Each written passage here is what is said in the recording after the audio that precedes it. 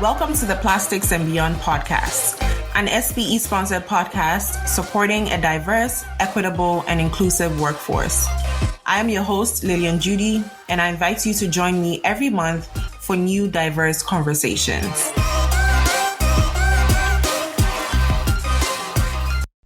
Hello, everyone, and welcome back to another episode of the Plastics and Beyond podcast. I'm here by myself today, and I find myself in a bit of a reflective position. This season has been extremely interesting. It has been educative, and I've learned a whole lot. So I want to start off this episode by sharing this quote that I saw. It's by Kathy Nestrick, and she has written a number of articles for the SPE magazine. And it says, two identical heads are not better than one, but two different heads are better than one because of the new ideas, innovation, and creativity offered by someone with a different point of view. And when I saw that quote, it just immediately took me to an experience I had, and I'll share a bit about that. I was working with this company at a point, and we were working on a product that was going to be directly used by nursing mothers, new mothers, pregnant women, and I was the only woman in the room. The conversation was, they were discussing basically what is the best way to implement this product. And we were exploring the different ways in which the mother would use this product. And it was interesting for me to see the kind of conversations that were going on in that room at that point, because they weren't thinking about, and these were all white men in the room actually, and then myself, this one Black girl. And it was interesting to see how they were thinking about approaching this product. And I found myself speaking more from the mother's point of view, the mother's perspective. I found myself pointing them out to certain loopholes that were in the process, and that came from, I'm not a mother yet, but that came from my experience with mothers around me. My mother, my sisters who are mothers, my friends who are mothers, and just what I've learned from them, talking to them, having conversations with them. And if anyone ever asks why DEI, I think that's a good explanation of why it's important to have conversations surrounding DEI, because in that scenario, these men are making products for a woman, and they may miss certain important features that probably only a woman can speak to, right? And I mean, all this is open to debates. All this is, there are different ways that you can approach this. But in my perspective, I believe having a team having a very diverse team would help reduce the off chances that things like this happen, right? Granted, that project, didn't go far, but it was just very interesting to find myself in that position. So for those who don't know, the goal of the Plastics and Beyond podcast is to increase DEI awareness and education, and to encourage an ongoing DEI dialogue within the plastics and manufacturing industries, as well as to encourage their supply chains to help accelerate change towards greater workforce DEI. When I attended my very first plastics event, I realized that women and people of color are heavily underrepresented at these plastics industry events. And it was very interesting to me because I know that women earn more advanced degrees than men, at least in this country. And it's it makes you realize how much more work we need to do, how much more work we have to do. I remember I was speaking with a colleague of mine, and she mentioned how her daughter was presenting, I believe, to she's a products engineer, and she was presented to a group of engineers at her company, and she was the only woman. Granted, she is a Caucasian woman. She was the only woman in that room, and this is in 2022. And when she shared that with me, I was really taken aback, because it seems like we're doing so much work, but it highlights how much more work we need to do. We recently saw that Black women are the most educated group in the United States. And for every $1 earned by a man in the United States, a woman earns 82 cents. Now, when you add in race, the wage gap is even greater for women of color because of this term racial bias. Now, racial bias is something that we would explore more in subsequent seasons, but I just wanted to break this down, and I did some research. For every $1 earned by a man, 90 cents is earned by an Asian woman. For every $1 earned by a man, 79 cents is earned by a white woman. For every $1 earned by a man, 62 cents is earned by a Black woman. For every $1 earned by a man, 57 cents is earned by an American Indian or Alaska Native woman.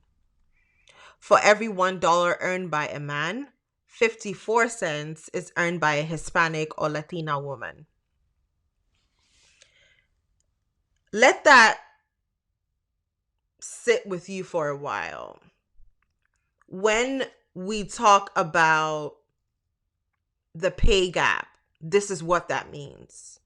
Now, many industries, many companies are hiring, and for multiple reasons, the younger generation is going to be the workforce, is going to become the workforce. Now, this younger generation is we are growing up in a world that is very diverse. So when we go into these interviews, we are looking to see what we see in the world around us. The younger generation is more attractive to a diverse workforce because, I mean, that's the world that we live in, and that's what we see. And so the younger generation has been placed in a position where we are heavily championing DEI.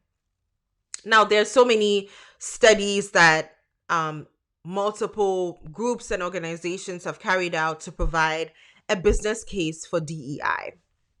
Now, according to a study done by McKinsey and Co., companies with more than 30% women executives were more likely to outperform companies where this percentage ranged from 10 to 30. And in turn, these companies were more likely to outperform those with even fewer women executives or none at all. So for the profitability of a company, DEI should become an initiative that you explore. We urge companies to take a step back and actually try to understand why it's important for DEI, and not just to slap a DEI quote on your website, but to actually do the work to create more diverse, equitable, and inclusive teams in your individual companies. And I recently saw this quote, and I also had a friend share this with me. But I think overall, I realized that I can personally relate to this quote. So basically, it said that a man applies to a job even when he qualifies for only about 40% of the job requirements, whereas a woman would only apply if she meets about 80% of the requirements. Now, I mean, there's so many biases, there are multiple reasons. Like, this is a layered statements, but from my personal experience, I find myself looking through a job application or a job posting, and I literally list everything they're looking for, and it basically is it basically runs parallel to what I just read out. If I don't meet more than 60% of the job requirements, I'm not even confident in myself enough to go and apply for that job. Now, are there some things that companies can do to reduce this? That's probably something that we can explore. And I'm sure so many women can relate to what I said, that women are, most women, and I'm sure there are women who do not fall within this category, but most women operate in this way. So in that case, if we're going with that statement that a lot of women are not applying for jobs if they don't meet about 80% of the requirements, that reduces the type of applicants for certain job positions. Now, that's no one's fault, but that's just the reality of the situation. And so these are some of the little things that I think delving deeper into making your company a more diverse, equitable, and inclusive company, these are some of the things that I think companies can look into. Now, I mean, we're 7 episodes into this podcast, and I recognized and I realized that I thought I knew what DEI was, but I believe the overarching theme is that I have realized that DEI is a journey. It's a journey, and you have to be willing to embark on this journey.